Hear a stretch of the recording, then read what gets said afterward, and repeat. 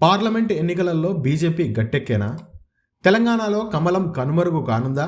రాష్ట్రంలో రోజురోజుకు పడిపోతున్న కమలం గ్రాఫ్. సీనియర్లంతా పార్లమెంట్ ఎన్నికలలో ప్రభావం చూపగలరా? పార్లమెంటు సెగ్మెంట్లో కాంగ్రెస్ ఇన్ఛార్జీల నియామకం. పార్లమెంటుపై ప్రత్యేక దృష్టి పెట్టిన బీఆర్ఎస్.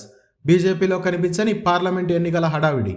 గెలిచిన జోష్లో కాంగ్రెస్, ఓడిన బాధలో బీఆర్ఎస్, బీజేపీ.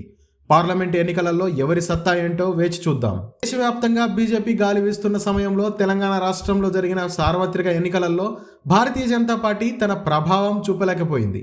గతంలో ఎమ్మెల్యేలుగా పనిచేసిన సీనియర్లంతా ఓడిపోవడం చూస్తుంటే బీజేపీ రోజురోజుకు తెలంగాణ రాష్ట్రంలో తన ఉనికిని కోల్పోతుందా అనే అనుమానం కలుగుతోంది. సీనియర్ నాయకులు హేమీలు ఏమీలైనా ఈటెల రాజేందర్, బండి సంజయ్ కుమార్, ధర్మపురి అరవింద్, చింతల రామచంద్రారెడ్డి, రఘునందన్ రావు, తల్లోజు ఆచార్య లాంటి నాయకుడు ఓడిపోవడం చూస్తుంటే అసలు బీజేపీలో ఏం జరుగుతోంది?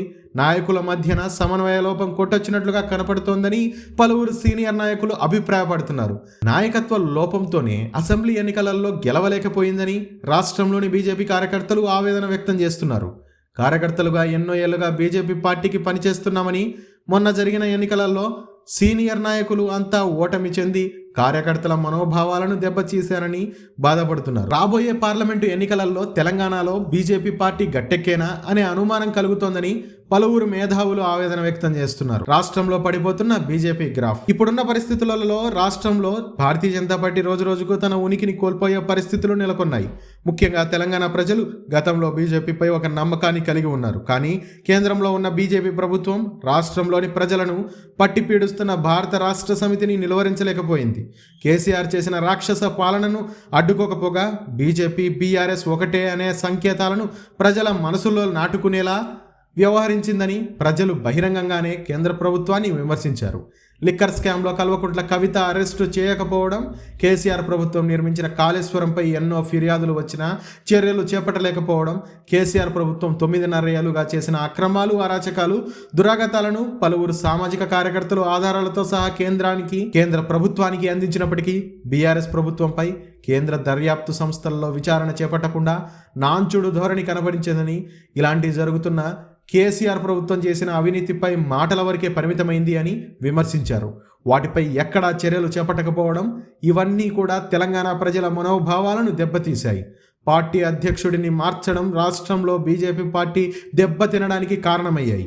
మొన్న జరిగిన అసెంబ్లీ ఎన్నికలలో బీజేపీ పార్టీకి చెందిన చాలా మంది సీనియర్ నాయకులు పోటీ చేసి ఓటమి పాలయ్యారు. ఓటమి తర్వాత పార్లమెంటు టికెట్ ఆశిస్తున్న సీనియర్ నాయకులు ఈటెల రాజేందర్, బండి సంజయ్, రఘునందన్ రావు, ధర్మపురి అరవింద్, డీకే అరుణ, ఏపీ జితేందర్ రెడ్డి, కిషన్ రెడ్డి, డాక్టర్ లక్ష్మణ్ లాంటి నాయకులు ఉన్నారు. వీటితో పాటు గత 30 ఏళ్లుగా పార్టీలో ఉంటూ పార్టీకి ఎన్నో సేవలు అందించి పార్టీ తరపున ఇప్పటికీ 5-6 సార్లు పోటీ చేసి మొన్న జరిగిన అసెంబ్లీ ఎన్నికలలో కల్వకుర్తి నియోజకవర్గ బీజేపీ అభ్యర్థిగా పోటీ చేసి స్వల్ప మెజారిటీతో ఓటమి పాలైన నాయకుడు తల్లోజు ఆచారి కూడా ఎంపీ స్థానానికి పోటీ చేయాలని అనుకుంటున్నారు. నాయకులు ప్రజల మధ్యలో ఉండి కార్యకర్తలకు బలాన్ని ఇవ్వాలని, కార్యకర్తల మనోభావాలను దెబ్బతినకుండా కాపాడుకోవాలని అంటున్నారు. బీజేపీ పార్టీ తెలంగాణలో నిలదొక్కుకోవాలంటే నాయకులు ఏకతాటిపైకి వచ్చి విభేదాలు లేకుండా కార్యకర్తలను, ప్రజలను కలుస్తూ పార్టీని ముందుకు తీసుకుపోవాల్సిన అవసరం ఉంది. ఇప్పటికైనా ప్రజలలో ఉండి పార్టీని కాపాడాలని బీజేపీ కార్యకర్తలు నాయకులను వేడుకుంటున్నారు. పార్లమెంట్ ఎన్నికలపై దృష్టి పెట్టిన కాంగ్రెస్, బీఆర్ఎస్.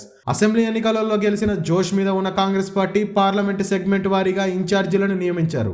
వచ్చే పార్లమెంట్ ఎన్నికలలో ఎలాగైనా ప్రతిపక్ష పార్టీలను దెబ్బ కొట్టాలనే ఆలోచనతో ముందస్తు వ్యూహంగా ప్రక్రియ మొదలుపెట్టారు. ఏదేమైనా 15 ఎంపీ సీట్లను గెలిచి తీరుతామని ధీమా వ్యక్తం చేస్తున్నారు. తెలంగాణ ఇచ్చిన సోనియా గాంధీని కూడా రాష్ట్రంలో పోటీ చేయించాలని భావిస్తున్నట్లు ఇప్పటికే తెలిపారు.